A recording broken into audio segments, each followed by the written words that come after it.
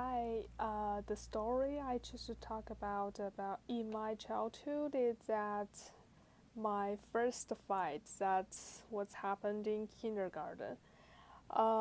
This is a funny story. The reason I choose to tell this story is not only because it's have a meaning to me, but also it's one of just a couple of stories that I still remember because my memory sucks. I don't really remember anything from my childhood before like elementary school. And the same happened after school.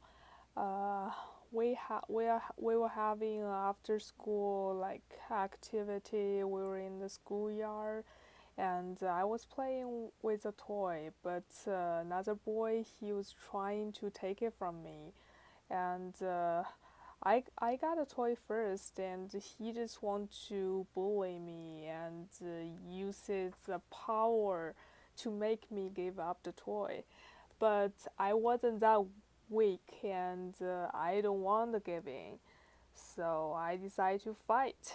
He gave me he gave me a little push, and that's what pissed me off the most. And so I my instinct was to fight it back. So I used my head to bang on his head, and I didn't feel anything after that. But the truth is, I actually create a little bleeding wound on his head, and he started to cry.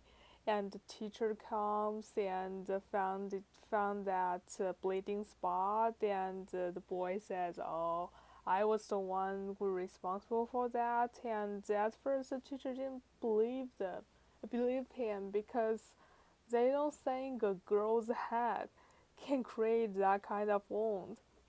But well, that was the case. So the parents was there, and they teach me a lesson about how I should use my words instead of my action, or I should never use my body part trying to hurt people, and something like that. And so the end is I apologized and I learned my lesson. Well, that's not the reason I want to tell about this story, because that actually was the time that I realized I am not weak. I'm strong and powerful, just like a boy.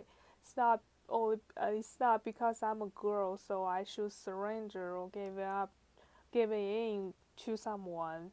I'm strong, and I can do whatever I want to do. And that laid the foundation of my whole belief system. I'm a feminist, and I believe girls can achieve more than they thought, and they can be as powerful as a guy. And so I guess that's the meaning behind this story and the reason I choose to tell this story. Hope you enjoy it.